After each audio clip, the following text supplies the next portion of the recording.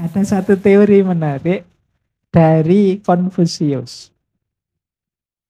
Gimana sih Pak mengikuti cara menerapkan aneka ragam kebijaksanaan yang bertebaran di mana-mana? Sebenarnya ya rumus tips sederhananya ya perhatikan konteks kan sebenarnya itu. Tidak semua kebenaran dan kebaikan itu relevan untuk hidup kita. Kan begitu, rumus dasarnya kan itu.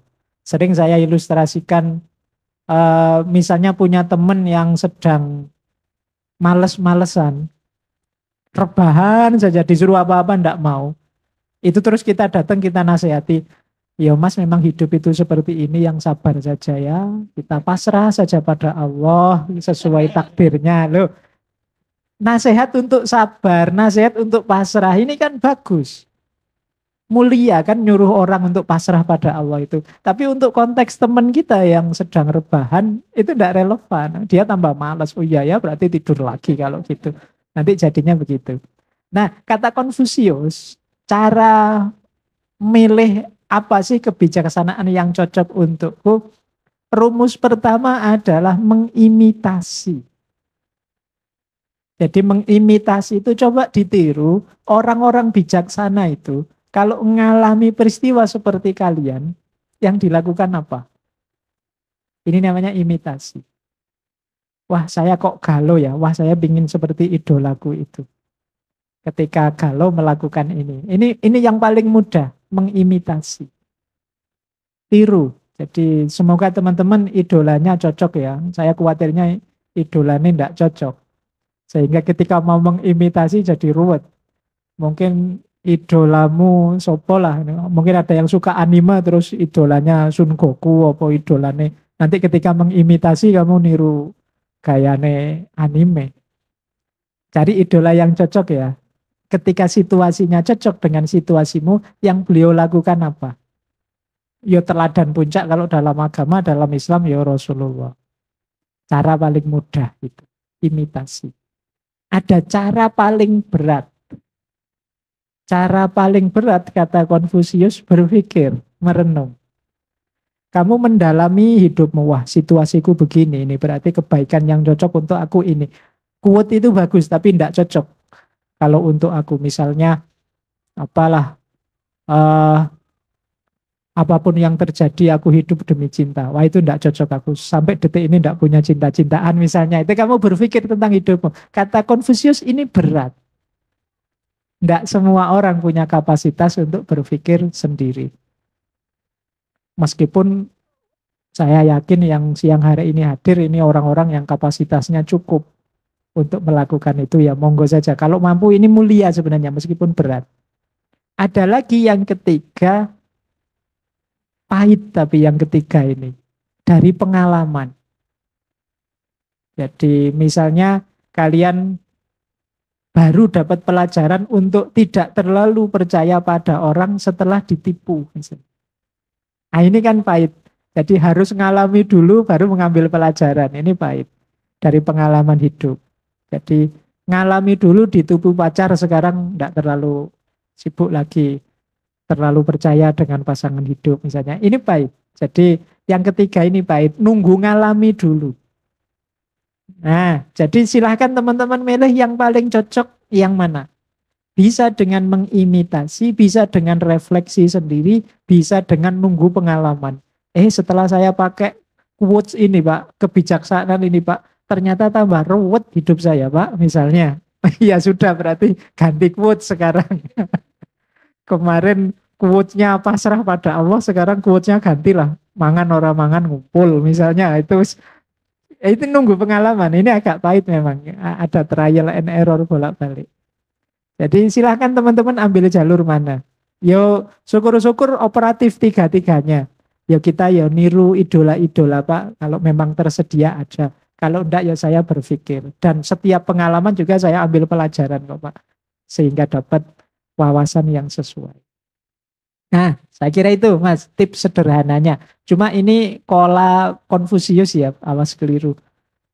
Nanti dianggap kola Rasulullah. Enggak. Ini kola Al-Mukarram Konfusius. Kalau ada orang tanya pada kita, kamu cinta enggak sama Allah? itu memang sikap terbaik adalah diam. Yang pertama apa? Kalau tidak sih nggak dibahas ya. Kalau bilang tidak itu berarti memang orangnya mengingkari Allah. Cinta enggak sama Allah? Enggak. Itu kayak orang enggak butuh sama Allah. Kayak orang enggak mau sama Allah.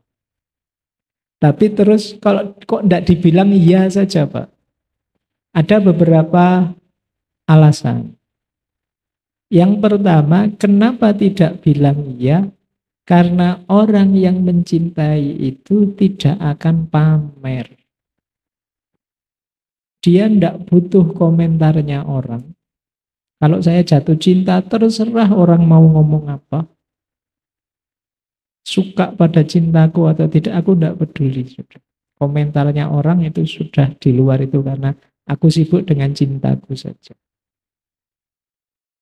Yang kedua, orang yang mencintai itu ciri utamanya adalah runtuhnya atau lenyapnya ego. Jadi lenyapnya ego berarti kalau saya mencintai itu saya tidak sibuk dengan aku, sibukku dengan dia yang aku cintai. Jawaban ya itu sebenarnya menunjukkan masih ego, masih ada aku yang mencintai. Seolah-olah Allah butuh aku untuk mencintainya. Jadi itu yang membuat kemudian ya memang sebaiknya diam saja. Pertama itu. Terus ketiga, secara sosial, kalau tadi yang pertama kan tidak butuh pengakuan cinta kita itu. Yang kedua, kemungkinan kalau kita cepat sekali jawabnya ya, masih ada ego aku dan dianya, masih akunya masih hidup. Dan yang ketiga, secara sosial itu bisa berkonotasi riak atau pamer. Jadi orang kan kalau cinta terus dipamer-pamerkan kan kesannya negatif.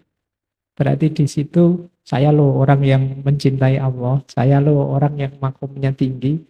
Kan begitu kamu bilang saya mencintai Allah kan koyok sudah sampai di makom tertinggi versinya Imam Ghazali tadi. Pastinya kan tidak begitu. Maka apa? Jawaban paling tawadhu kalau ada yang tanya cinta enggak sama Allah? Diam saja, senyumi saja. Biar tidak menimbulkan fitnah yang macam-macam. Oke, meskipun nanti ada kitab lain yang bilang ya, jawaban tawadhu itu saya masih berusaha untuk sebaik mungkin mencintai. Jadi itu ya monggo saja teman-teman ya. Tapi rasanya pertanyaan seperti ini jarang diajukan, jadi santai saja. Iya, jadi jarang tiba-tiba ada orang kamu guyon, kamu cinta sama Allah ndak? Nggak ono tak kok ngono. Jadi sehari-hari biasanya orang ndak sibuk dengan itu. Dan memang orang yang mencintai beneran sama Allah itu memang dia tidak akan sibuk lagi dengan orang lain. Sibuknya hanya tentang Allah saja. Baik, itu kalau dari kitab Qomi Utuhyan, Syarah Su'abul Iman. Itu menarik ya, ada kitab judulnya komik. Jadi kalau saya dulu mau ngaji apa ngaji komik. Komik ya Qomi Utuhyan itu. Karya ulama kita, ulama Nusantara. Imam Nawawi Al-Bantani. Terus yang kedua, langsung Mas. Ya. Gimana Pak kalau orang yang kita cintai ternyata bukan takdir kita? Oh, ini kelihatannya based on true story. Jadi berdasarkan banyak mungkin ya yang begitu. Jadi kalau dalam bahasanya kitab kuning itu mahabbah itu syai'un, nikah itu syai'un akhar. Jadi cinta itu sesuatu dan nikah itu sesuatu yang lain. Tidak selalu menikah itu dasarnya cinta dan tidak selalu cinta itu ujungnya pernikahan. Jadi bahasamu hari ini tuh loh kalau pas lagi patah hati terus orang menghiburnya kan tenanglah, cinta tidak selalu memiliki. Memang begitu. Bahkan coba ya teman-teman baca sejarah-sejarah kuno termasuk Cina, termasuk Persia, di budaya tertentu justru masyarakatnya tidak suka kalau pernikahan itu diawali dari cinta-cintaan dulu. Dalam budaya Cina itu ada yang kalau misalnya lihat anaknya ini pacaran, malah tidak mungkin dinikahkan. Alasannya apa? Bagi mereka, pernikahan itu institusi yang mulia, level sosialnya tinggi. Sementara pacaran itu dianggap hanya cuatan hawa nafsu saja. Makanya khawatir malah kalau pernikahan dasarnya hanya cinta-cintaan, dianggapnya nanti bisa merusak institusi pernikahan. Fokusnya pada nafsu saja. Sementara nafsu itu jangka pendek. Kalau pernikahan itu dasarnya nafsu, itu tidak lama bertahannya. Makanya jangan heran kadang ada kan artis itu nikah cuma 1 bulan, 2 bulan cerai. Mungkin karena hasrat saja yang dari. Kalau hasratnya terlampiaskan, terpenuhi, ya wes. Kalau waktu pacaran sih kamu satu-satunya paling cantik, tapi begitu 2-3 tahun nikah, kok banyak yang lain yang lebih cantik ya. Itu ya. Jadi kalau di sejarah ada begitu. Tapi begini, kalau sudah tidak bisa nyambung, Wak, padahal saya masih cinta, yaitu tadi karena syai'un akhor, bukan berarti cintanya yang harus kita hentikan, tapi cara mencintainya yang harus diubah. Mungkin teman-teman pernah mendengarkan kisahnya Laila Majnun itu ya. Laila Majnun itu ceritanya unik. Kenapa sih kok Majnun ini ditolak oleh keluarganya Laila? Padahal ini stratanya tinggi, levelnya tinggi. Sama kayak kasus tadi. Karena 2 anak ini waktu pacaran waktu sekolah kok pacaran terus. Keluarganya malu terus dipisah. Sampai terus Laila dipaksa nikah. Majnun ini karena sangat mencintai Laila. Meskipun Laila sudah menikah dengan orang lain, dia tidak hilang cintanya, tapi juga tidak ingin menghancurkan hidupnya Laila. Majnun ini berapa kali dapat tawaran, ada tawaran dari panglima perang. Gimana kalau tak serbu saja sukunya Laila, terus kita rebut Laila. Kalau mau bisa dapat itu. Tapi karena dia cinta sama Laila, ya kata Majnun, biarlah Laila dengan kebahagiaannya. Karena kebahagiaan Laila adalah fokusku satu-satunya. Kalau memang dengan aku menjauh dari hidupnya, dia tambah bahagia, maka aku akan menjauh. Nah, itu Majnun. Semoga di sini tidak ada yang Majnun ya. Sehat-sehat semua saja. Maksudnya apa? Ridhoilah, nanti ada pertanyaan ridho ya di yang ketiga. Ridhoilah kenyataan bahwa pasanganmu dinikahi orang lain misalnya. Bukan berarti cintanya saya matikan. Dah. Eman-eman sudah dapat anugerah cinta dibuang-buang. Tapi cara mencintainya harus kamu atur. Yang tidak melanggar murkanya Allah. Bahkan bila perlu ya dengan cara kamu tidak menampakkan diri di hadapannya. Dengan cara kamu tambah menjauh dari dia. Biar dia nyaman, tentram, hidupnya bahagia karena tidak terganggu oleh hadirmu. Jangan mentang-mentang mantan terus dikit-dikit kamu sapa, kamu jawil, kamu WA, kamu anu, enggak, itu kamu mengganggu. Berarti kamu tidak cinta, sebenarnya kamu hanya ingin memiliki dia saja. Nanti kalau teman-teman baca bukunya Erich Fromm tadi yang Seni Mencintai, di antara jenis cinta yang toksik itu posesif. Hanya ingin memiliki dan menguasai. Orientasinya ini. Bukan kebahagiaan yang dicintai. Maka kalau ada pertanyaan, gimana Pak kalau dia sudah sama yang lain? Ya ikhlaskan saja. Tapi kemudian apa saya berhenti mencintai dia? Tidak, tetap cintai tapi dengan cara yang berbeda. Lu apa terus saya mencari pasangan yang lain? Yo, pasangan itu carilah sebanyak-banyaknya untuk objek cinta. Tapi untuk objek nikah satu saja, kan begitu. Karena apa? Mahabbah itu syai'un dan nikah itu syai'un akhor. Cintai semua orang. Tapi yang dinikahi kan cuma satu, ya kalau kurang ya nambah satu lagi, kurang nambah satu. Tapi maksimal 4 kalau dalam Islam. Tapi ini salah satu contoh saja. Jadi kita hari ini di peradaban modern sering pikiran kita dikacaukan dengan bahwa cinta itu harus memiliki, kalau tidak memiliki berarti gagal cinta kita. Enggak begitu. Cinta itu enggak mungkin gagal. Mungkin kita salah strategi saja dalam standing for love. Ya, jadi enggak harus nangis-nangis juga, ya nangis-nangis dikasih waktu saja. Kamu boleh nangis-nangis tapi seminggu saja ya, gitu. Sudah seminggu bangkit lagi. Hidupkan cintamu dengan cara yang berbeda sekarang. Kalau kemarin bisa bebas bertamu berarti sekarang enggak boleh. Kan gitu saja. Tapi cintanya masih tetap ada. Baik, itu ya. Enggak apa-apa kalau mau nangis ya nangis saja, mau agak kacau dikit kacau saja, tapi jangan lama-lama. Oh kita manusiawi memang dari semula bisa bebas bersama, sekarang enggak bebas lagi, itu kan memang sakit.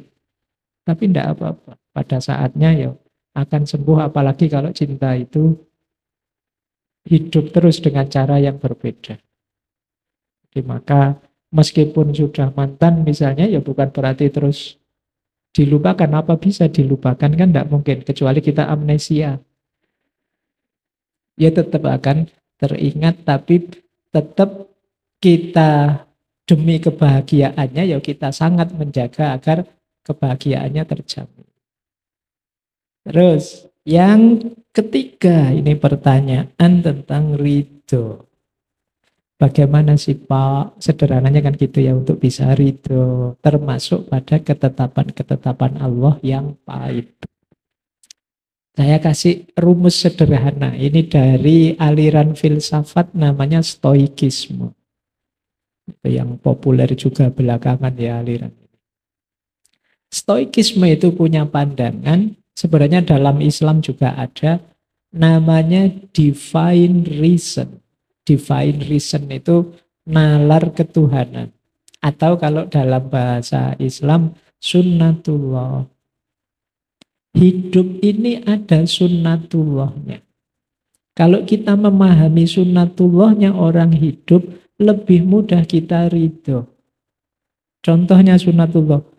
Perlombaan misalnya, ada yang kalah, pasti ada yang menang. Biasa saja ya gitu. Hidup itu ada kalanya mendapatkan, ada kalanya kehilangan. Wajar saja. Kuliah itu ada yang sukses lulus, ada yang gagal DO. Biasa saja. Jadi kalau kamu di DO ya memang sunatullah kan memang begitu Pak. Ada sukses, ada gagal. Ada senang, ada sedih. Ada menang, ada kalah. Kayak sepak bola itu kan tidak mungkin kan menang semua atau kalah semua. Selalu yang satu menang, satu kalah, kecuali seri. Kalau seri diulang. Yang penting dijaga biar tidak kalah terus ya sepak bolanya. Jadi hidup itu sunnatullahnya ada. Makanya dengan yang pertama ya, untuk bisa ridho, pahami sunnatullah ini. Kok teman-teman gagal, kecewa? Saya ridho ya Allah memang hidup ini. Sakit misalnya, ya hidup itu memang kadang sehat, kadang sakit. Pahit, susah. Ya hidup itu ya memang kadang senang, kadang susah. Jadi ini akan memudahkan kita untuk ridho dan menerima. Jalan pertama. Jalan kedua adalah dengan membaca dengan mindset yang berbeda. Manusia punya keunggulan di pemaknaan hidup. Faktanya bisa sama, tapi cara membaca yang berbeda itu bisa menghasilkan kesimpulan yang berbeda. Misalnya tadi, pacarmu nikah sama orang lain dan putus sama dia. Itu yang membaca bahwa, wah ternyata aku ditinggal ini berarti. Terus kecewa, nangis-nangis. Tapi ada yang membaca, alhamdulillah bisa nyari lagi sekarang. Yang tadi membacanya, aku ditinggal maka nangis-nangis. Yang kedua membacanya, wah kok dapat kesempatan ini untuk nyari-nyari lagi. Positif. DO kuliah, wah. DO ternyata Pak semester ini alhamdulillah saya bebas sekarang, tidak dikejar-kejar tugas kuliah, tidak dikejar-kejar. Membacanya begitu terus kamu tidak terlalu depresi. Tapi kalau membacanya wah gelap masa depan saya Pak, ini kacau hancur, ya sudah. Tidak punya pacar, jomblo sampai semester 14 jomblo. Terus kamu, lo kalau kamu membacanya alhamdulillah ya saya jadinya tidak repot, tidak kayak teman-teman yang punya pacar itu heboh sendiri kalau malam minggu repot tidak karu-karuan. Saya bebas longgar. Ini yang disebut mindset. Maknai kepahitanmu apapun secara positif, maka kamu akan lebih mudah ridho. Robiah al-Adawiyah itu satu ketika jalan-jalan dan jatuh sampai tangannya berdarah-darah. Terus dia bilang, alhamdulillah.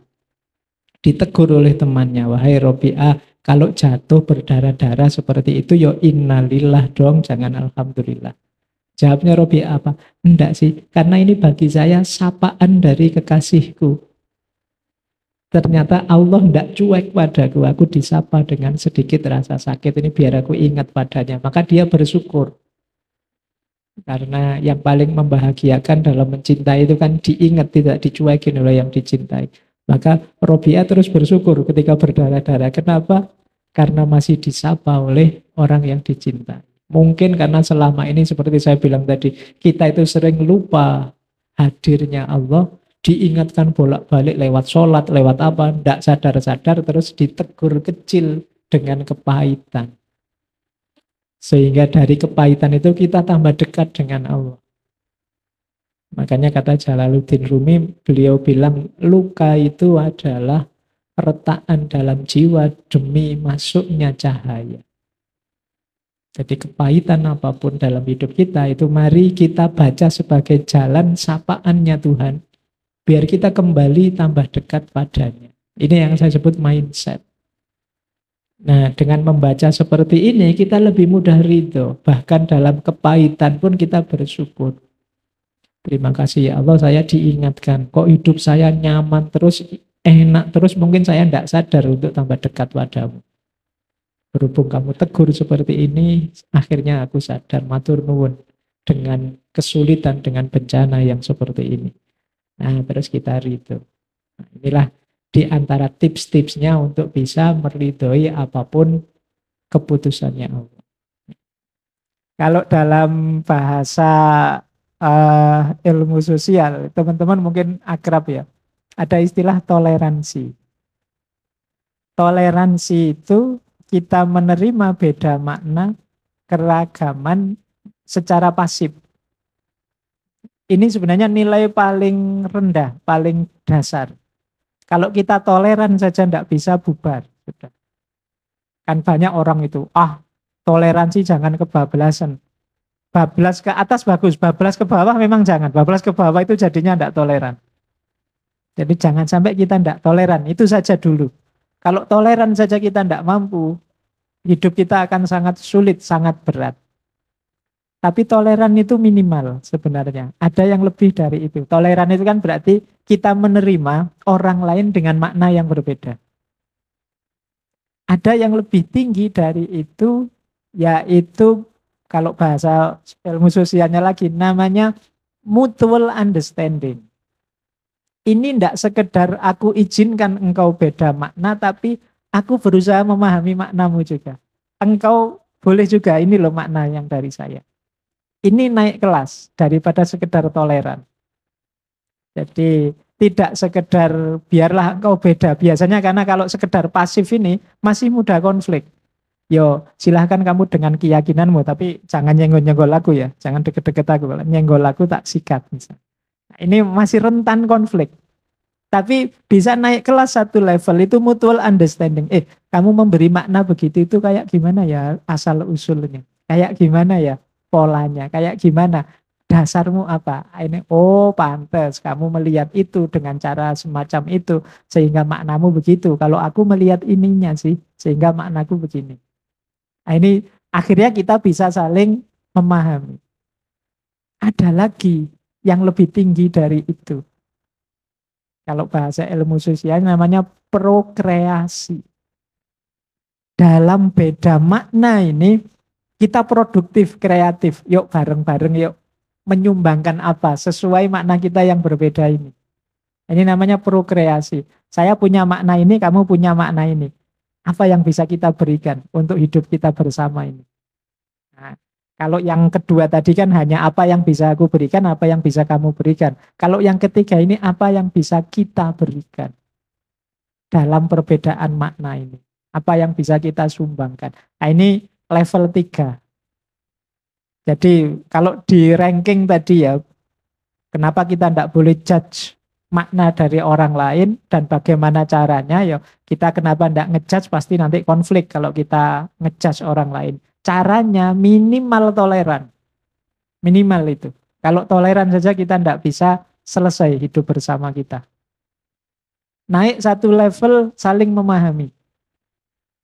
Saling memahami itu, oh kamu begitu toh kebiasaanmu, aku maklum deh kamu. Nah, naik satu level prokreasi. Kita produktif, menyumbangkan sesuatu yang besar, yang berharga. Kalau teman-teman sulit memahaminya, bayangkan menikah suami istri. Oh itu kalau tidak toleran, tidak lama bubar. Ya kan, toleran itu minimal. Saya ngerti suamiku atau istriku kebiasaannya begini atau begitu, ya sudah aku terima. Lebih bagus lagi saling memahami. Kenapa sih kok kamu begitu? Alasannya apa? Oh iya, aku begini, alasanku begini sih. Oh ya sudah, saling memahami. Lebih bagus lagi dalam perbedaan itu kita saling menguatkan. Ini yang prokreasi tadi. Makanya ada hadis yang bunyinya ikhtilafu ummati rohmah. Ikhtilafu ummati rohmah itu ketika kita beda-beda, ini anugerah yang luar biasa. Kenapa? Kita jadi kuat. Di ruangan ini misalnya beda-beda, ada yang ahli kesehatan, ada yang ahli manajemen ekonomi, ada yang ahli biologi, ada yang ini kan macam-macam keahliannya. Loh itu kita kuat. Ada problem apapun kita punya senjata menghadapinya. Bayangkan kalau satu ruangan ini filosof semua. Oh itu ruwet kan, mesti ono apa-apa di ngayal dulu, debat dulu, ndak jalan-jalan.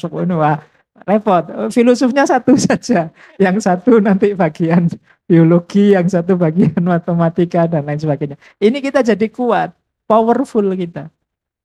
Kenapa? Karena beda-beda tadi kita saling mengisi di titik-titik kosong yang belum ada isinya. Ini boleh dibawa ke kenapa hidup berbangsa kita belakangan agak panas, mungkin kita belum naik kelas dari level toleran atau toleran saja diprotes. Iya, sekarang toleran saja diprotes. Nah, jadi ayo ya kita mulai ini yang saya sebut tadi manajemen hidup bareng-bareng. Itu diantara gunanya menghilang sebentar tadi. Kalau kita sibuk terus dalam kerumitan hidup keseharian kita, mungkin kita sulit menemukan waktu untuk mikir, oh iya ya mungkin selama ini aku terlalu egois. Oh mungkin selama ini aku terlalu ingin menang sendiri. Oh ya aku tidak sadar ternyata yang saya lakukan itu menyakiti. Kok yo aku punya teman tiap hari tak tanya kapan nikah, yo jangan-jangan sakit hati dia kalau saya gituin terus. Seandainya aku begitu kan ya mungkin ya jengkel, ya sebel. Nah ini caranya untuk manajemen hidup bersama. Ada lagi satu tips dari Al-Quran yang bunyinya fastabikul khairat. Jadi ketika kita beda-beda, yuk berlomba-lomba dalam kebaikan sesuai ranah kita, sesuai keahlian kita. Kalau saya ngertinya sain Pak, ya sudah lakukan kebaikan sebanyak mungkin dari ranah sainmu. Kalau saya ngertinya fikih Pak, lakukan kebaikan sebanyak mungkin dari ranah fikihmu. Biar nanti Allah yang menilai. Dalam perlombaan kebaikan ini siapa yang menang. Dan di antara kuncinya menang adalah yang pertama jangan merasa menang duluan.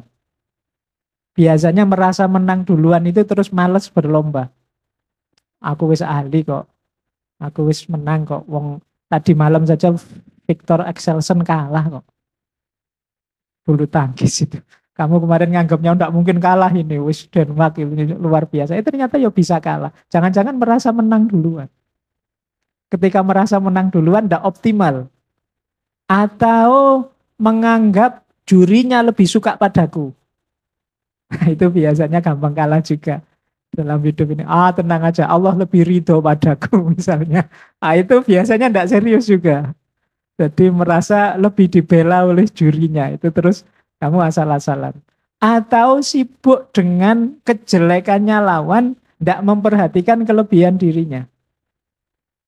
Jadi kalau orang bertarung itu terus sibuk kamu jeleknya apa, kamu jeleknya apa. Dia tidak melihat, tidak mengoptimalkan kemampuannya. Itu biasanya ya mudah kalah. Jadi ingin tahu lemahnya musuh tapi tidak mengeksplorasi kepandaiannya dia. Akhirnya ya mungkin dia tahu, oh musuhku itu lemahnya di sini-sini. Lah terus kamu kelebihannya apa? Tidak tahu. Jangan-jangan aku sejelek dia juga. Ini rumus-rumus untuk fastabiqul khairat. Ini saya membaca seperti ini ya dari bukunya Mizan juga, tulisannya Farid Esak. Coba dicari ya buku lama itu. Ini Mizan ini banyak membantu saya dulu zaman kuliah. Meskipun saya tidak pernah beli, tidak punya uang zaman dulu. Jadi saya dulu itu di seberangnya kampus UIN itu ada toko buku Gunung Agung namanya. Dan itu setiap kali jeda kuliah saya ke situ, baca buku. Alhamdulillah zaman dulu bukunya masih belum dibungkus plastik. Jadi iya masih belum disering. Jadi enak kalau kosong itu duduk di sana baca, nanti tak tekuk tak tandai besok ke situ lagi. Zaman dulu begitu. Loh saya enggak kuat kalau harus banyak beli buku zaman itu. Jadi ya dapatnya dari situ. Meskipun diliriki sama satpamnya enggak apa-apa, loh cuma dilirik aja. Jadi akhirnya dapat banyak di situ, termasuk yang dari Farid Esak tadi. Pahamilah logiknya orang berlomba. Pakai itu untuk hidup kita, termasuk berlomba dalam kebaikan. Itu ada satu ayat dalam Al-Quran itu yang menarik. Ini paling awal dalam Al-Quran itu. Setelah Alif Lam Mim itu kan. Ada yu'minuna bil ghaib. Beriman pada yang gaib. Ini menarik, diksi yu'minun ini. Yu'minun itu artinya percaya. Jadi kalau dalam agama itu diyakini ada memang sisi realitas ini yang gaib. Yang itu ya namanya gaib, berarti kan tidak terjangkau oleh pikiran kita. Kita diminta percaya. Jadi, mungkin terbalik dengan logiknya sains. Sains itu sebelum kita bisa menjangkau atau meraihnya dengan panca indera akal budi, kita tidak boleh percaya dulu, kan itu sains. Jadi kalau agama beda, ada hal-hal gaib yang akal budi kita tidak ngangkat, tapi kita diminta percaya saja. Karena kenapa kita percaya saja? Jangan sampai nanti kita kehilangan banyak khazanah. Gara-gara kita tidak percaya yang gaib. Karena hidup ini banyak sekali sisi-sisi gaibnya. Gaib itu kan mudahnya tidak terjangkau oleh akal dan panca indera. Itu tidak hanya urusan agama. Dalam hidup sehari-hari pun banyak sekali hal-hal yang tidak terjangkau oleh akal dan panca indera kita. Banyak hal yang tidak rasional. Banyak hal yang tidak faktual, tapi operatif. Fungsional dalam hidup ini. Jadi ini kalau ditanya apakah filsafat itu percaya yang gaib, dalam filsafat itu ada satu cabang ilmu namanya metafisika. Kalau sudah metafisik itu kan berarti dibalik fisik. Nama lainnya gaib. Makanya ada yang bilang bedanya filsafat Islam sama filsafat modern. Filsafat modern itu hanya percaya alamus syahadah. Alam yang bisa diakses oleh panca indera. Sementara filsafat Islam itu percaya alamul ghaibi was syahadah. Alam ghaib dan juga alam panca indera. Alam yang bisa diakses oleh panca indera.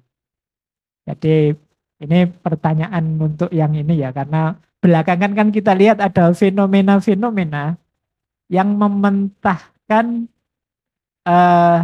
kemungkinan adanya yang gaib.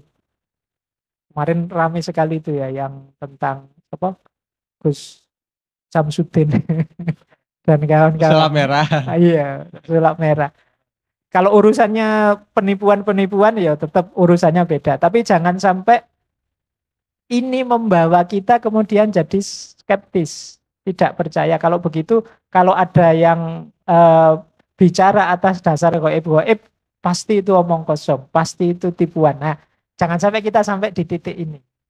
Karena dalam tradisi timur, tradisi agama-agama, di antara berputarnya peradaban itu antara lain ya kepercayaan pada yang goib-goib. Ya kalau agama-agama lama, budaya-budaya lama itu coba dilihat. Mesir kuno itu jadi puncaknya peradaban ya, karena yang goib-goib, yang tahayul-tahayul itu. Ada sping, ada macam-macam banyak pandangan-pandangan. Itu sebenarnya kan tidak real, tidak nyata, imajinatif sifatnya, tahayul kalau bahasa agamanya. Tapi justru peradaban berputar dari situ. Berarti kan tidak selalu peradaban itu bisa diputar lewat jalur sains yang saintifik, ilmiah, akademis. Bisa juga ternyata lewat jalur itu. Jadi berarti apa? Iya sains iya, tapi yang gaib-gaib juga iya. Jadi bahan berpikir kita, bernalar kita. Jadi pertimbangan hidup kita. Karena kalau hanya yang konkret-konkret saja yang kita terima, jangan-jangan kita tidak percaya ada orang suka sama kita sebelum dia mau nganter kita, sebelum dia ngasih-ngasih kita apa, sebelum dia, kan konkretnya kan itu. Nah, baik.